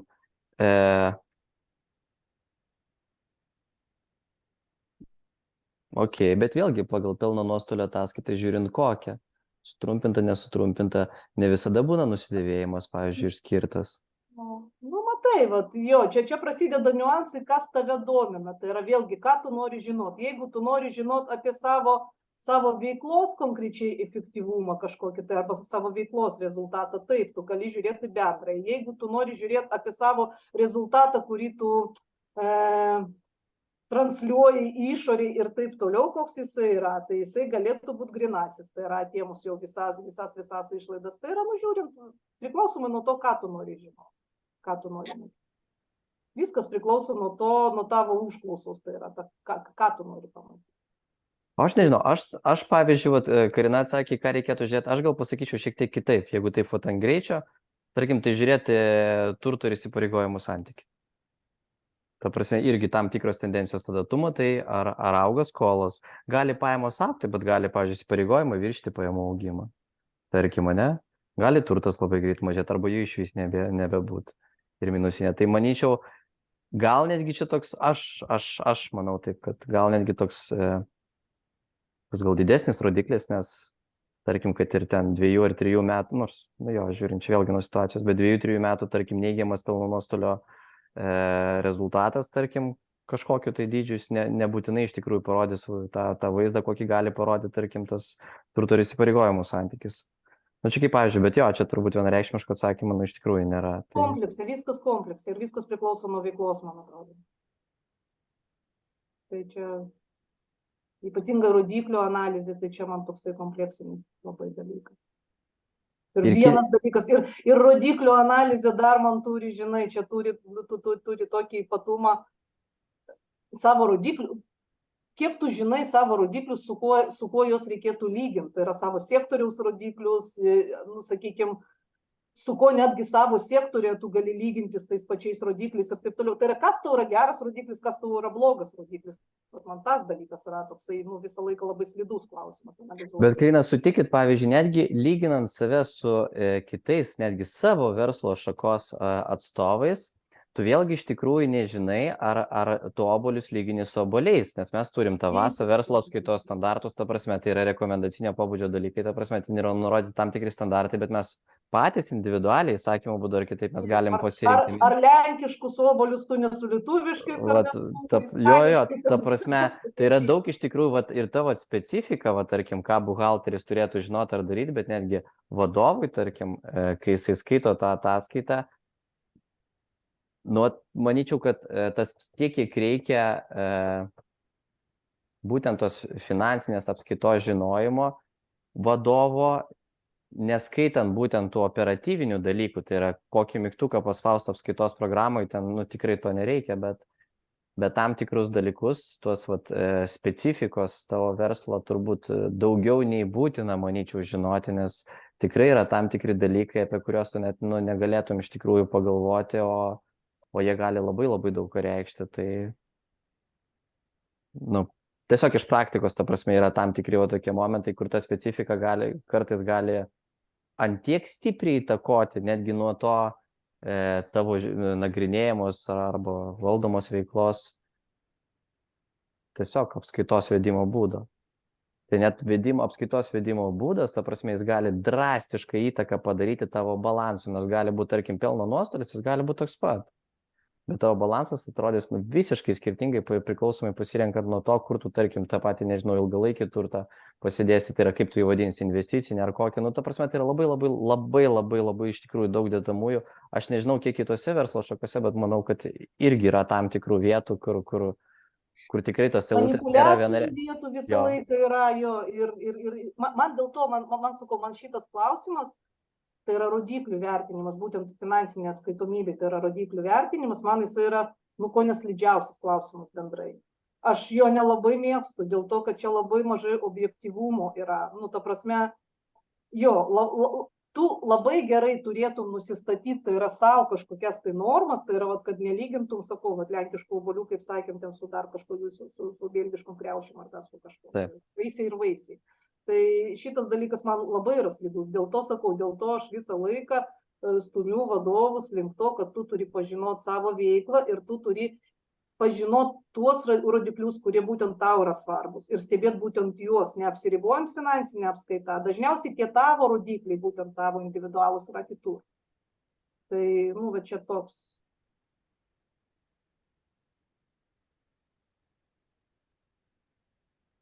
Viktorija, man atrodo, tu norėjai kažką sakyti, bet susikalbėjom. Neatsimenu. Tai nunešė tokia banga. Tomai, tu dar su mumis? Nepašiuoju, gal negirdė. Gal. Tai aš iš jūsų... Gal aš vis dėlto, nu, Aš su jumis tik tai klausau, šiek tiek negaliu kalbėti. Nu, dabar jau galiu, iš tikrųjų. Jau sėdu vėl mašiną. Okay, tai sakyk, Viktorija, tu Ne, pradėk. man pačioj pradžioje norėčiau sakyti, ar gal ne, nu, ta tema ne šios dienos tema, bet kuo toliau, ta prasme, žinot, viskas susiję ir liečiasi, jo, man va šitą temą norėtųsi ir norėjusi vat, kitam kartą, ne, vat, palikti, vat toks jau vat, jausmas, nes kad jinai, vat, kad gerai įvardinta, kad labai fainai, bet jinai, man atrodo, labai tokia jau Taip. konkreti ir taip analizuojam jau kažką, tai vat norėtųsi, kadangi dar nežinom, tai kiek to reikia, kam. Tai vat norisi man kažkaip plačiai vat pabūti, bet nunešė mane, aš su jumis buvau, tiesiog vat irgi perėjau per savo veiklą, per savo prizmę, sakykime, pabuvau, bet jo, tam kartą. Man kažkaip yra pagunda šiandien kalbėti apie tiek, kiek reikia, jeigu kalbant apie instrumentus visus ir kam jie yra reikalingi, ne finansiniai. Bet kartu norisi tam tikrai, kaip ir tu, Viktorija, sako, skirti galbūt kitą susitikimą, kai mes kalbėtume apie visus finansinius priemonės, kam jos reikalingos ir kaip čia pasakyti, kadangi kai pakalbėjau šiandien apie tas hierarchijas savotiškai, tam tikrus lygmenis. Aš tai rašau paklausti, kur Irinę vežti, ar namo reikės, tas jinai viskas. Tomai, įsijung. Tai, žodžiu, kad kaip mes kalbėjom šiandien apie apskaitininką, buhalterį ir finansus, tai man norėtųsi irgi kitą kartą pakalbėti apie must įrankius ir kokia jų prasmė. Tai čia labai skamba, ką tu sakai, Viktorija.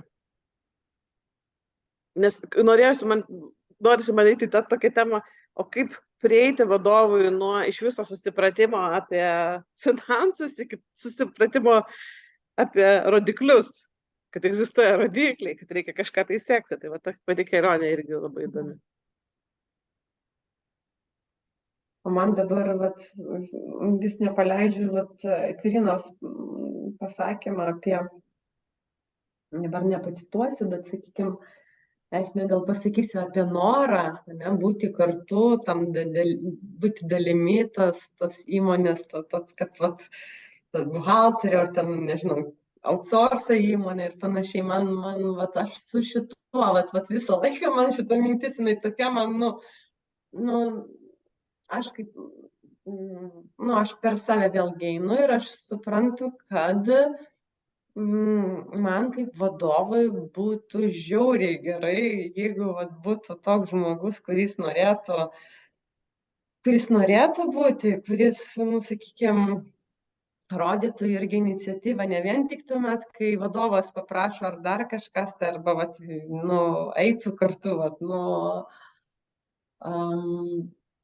ir kas iš to būtų, man asmeniškai tai padėtų greičiau, ne taip lėtai, kaip aš dabar tai darau arba nedarau, aukščiau būtent šitoj srity, apie finansų, sakykime, srity, tai padėtų tiesiog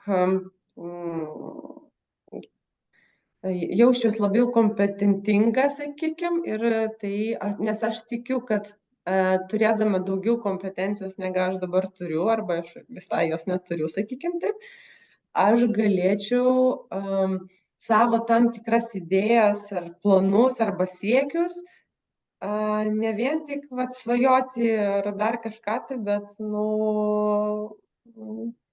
kad tie skaičiai man parodytų, aš galėčiau perskaityti ir aš galėčiau eiti.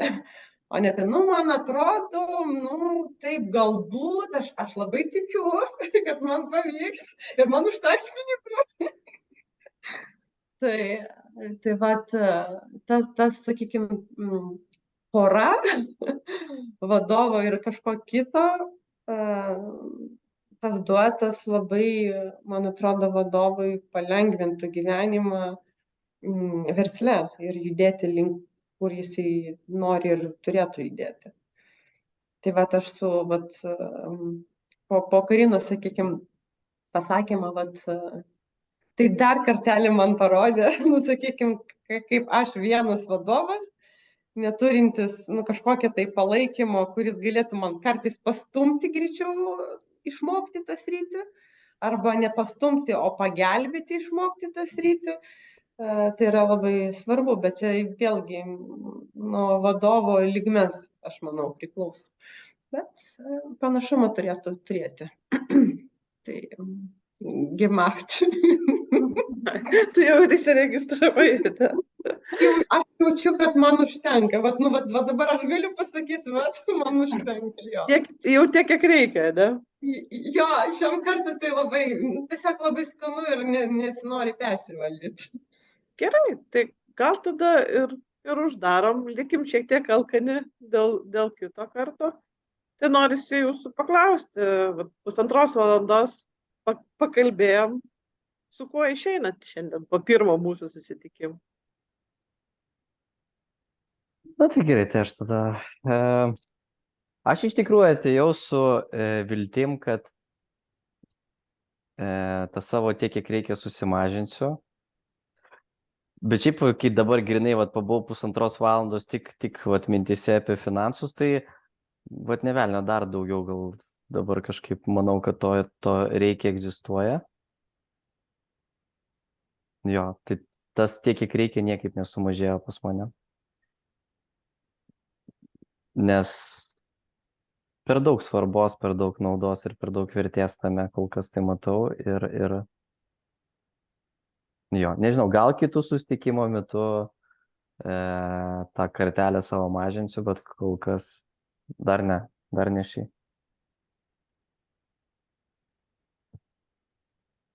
O aš tai vis dėlto noriu atsirado kalbėti. Pabandykit, jeigu ką. Kalbam. Tai šiaip iš tikrųjų aš jokio lūkesčio neturėjau. Aš neturėjau net pagalvoti apie prieš, aš ėjau tiesiog pas jūs, tam, kad pradėčiau galvoti apie tai, kiek reikia. Aš tik tai ką spėjau pagalvoti, kad visos veiklos mes skirtingi esam ir tiek, kiek reikia, greičiausiai reikės skirtingų, nežinau, dozom. Tai taip, nežinau, manau, kad taip. Tai, sakau, lūkesčio kažkokią tai neturėjau, kad per šiandien ar per kažkiek laiko mes atsakysim į šitą klausimą. Aš manau, kad galbūt netgi individualiai kažkas atsakinės į šitą klausimą. Bet vėlgi, tai čia turėtų būti asmeninis pajutimas, kada tau užtenka. Aš dabar pradėjau galvoti, kad bijau, kad kai pradėsiu suprasti, ko man reikia, kad apetitas labai didelis išaugs. Ir kai sustoti, kad man viskas, man to reikia ir man nereikia daugiau. Tai dabar supratau, kad jo, jeigu kai rasiu, ko man reikia, kad sustočiau bent. Nes po to tiesiog, bijau, kad po to išsitaškysiu ir vėl reikės, tai ko man reikia. Maždaug taip pat. Čia mano, o šiaip iš tikrųjų, jeigu išsiregistruojant, tai pirmos kelios minutės buvo, oh my god, kai jūsų vyrai pradėjot kalbėti, aš galvoju, Jėzu, kur aš papuoliau su savo žiniom. Bet po to kažkaip tai dar po 10 minučių tas išėjo ta kažkokias neramumas ar dar kažkas diskomfortas.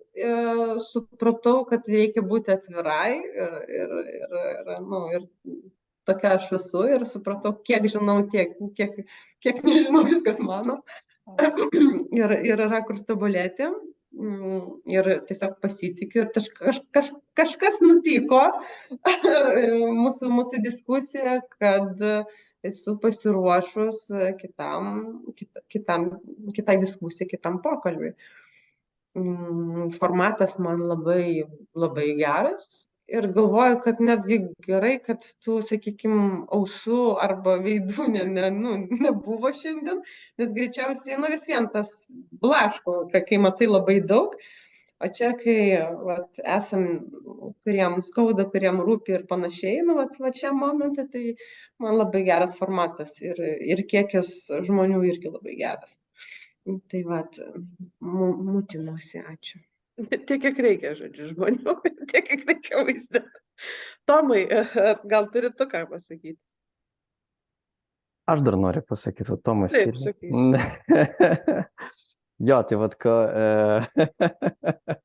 Viktorija ant to, kad įsirašė ir aš taip pat padarysiu. Tai man, kol Viktorija vat, kalbėjo, tai kažkaip idėja tęsinių šio formato, tai kaip sustoti, siūlyčiau pavadinimą pasidaryti, nes taip, jeigu labai trumpai perbėgant per savo tą pažinimo kelią, tai tas yra baisiausia, kad visų pirma, tu susiduri su nežinomybė ir ką su ją daryti. Tai skatina tave pažinti. Pradedant pažinti, tu patiri labai daug atradimų ir tu pajauti tą pažinimo grožį.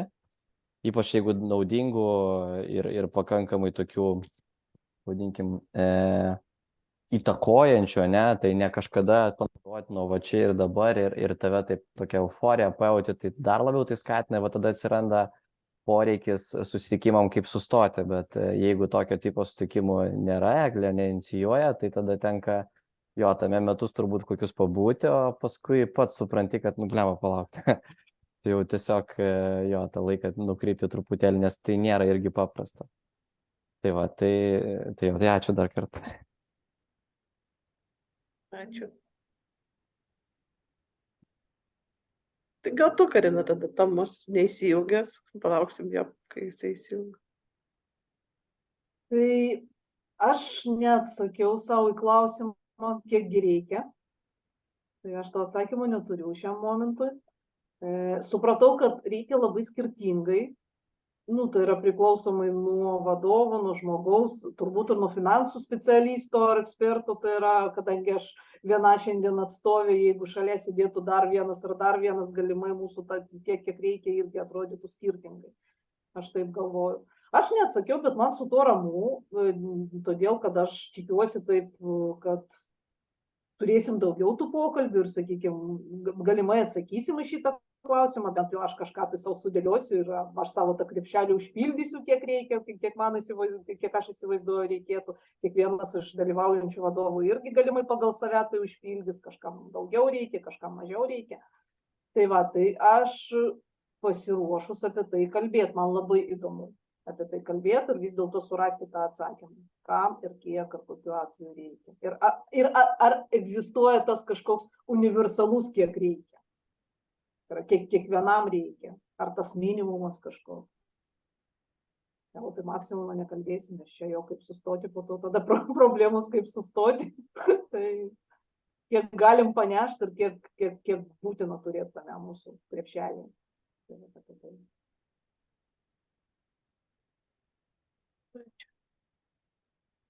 Tomai, gal tu... Čia apie tą, kiek reikia? Čia apie pabaigą, su kuo išeini šiandien? Su kuo išeinu? Taip. Nežinau, iš tikrųjų, su kuo išeinu. Iš tikrųjų, pradėsiu nuo to, su kuo aš atėjau. Buvo smalsu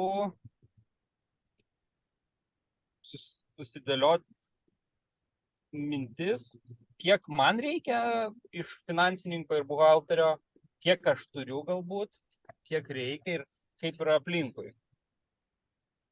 Kiek turėtų reikėti, taip galbūt pasakysiu. Kažkada girdėjau tokį pasakymą, kad kiekvienas atvejis yra individualus ir vaistų tau niekas neduos ir nepasakys, kiek tau reikia. Turi pats žinoti ir pats nuspręsti. Tai šitą klausimą aš savo neatsakiau. Šiaip susitikimo pats formatas, aš jau prieš tai sakiau, kad man labai patiko. Daug išgirdau ir smagiai buvo pasikalbėti. Gerai, kad visgi nusprendžiau, nes labai dvejojau, nes galvojau čia ir vežioti ir viskas to laiku, bet tai sakysiu, išėjau tikrai, man šitas susitikimas buvo smagus, o ką gavau, dar reikės pagalvoti po susitikimo, apmąstyti. Tai ką, su kuo aš išeinu? Su jausmu, kad pirmas blynas neprisvilęs. Ir su to, kad mes tik tai žengiam į tą didžiulį okeaną to tiek, kiek reikia. Laikas praėjo tikrai greitai. Labai ačiū Jums už visus požiūrius. Ir susitiksim kitą kartą. Toliau kalbėsim apie finansus. Ir tada tai pasitarsime tiek su Karina, tiek su Jumis, o klausytojai bus informuoti Maitėje aplinkoje, ten, kur bus ir įrašas tas patarimas. Tai šitoje vietoje stabdau įrašą. Tai pamirštai pasakyti laikai, subscribe ten ir iki kito susitikimo. Taip, komentuokite Jo, ir reaguokite. Stabdau. gerai.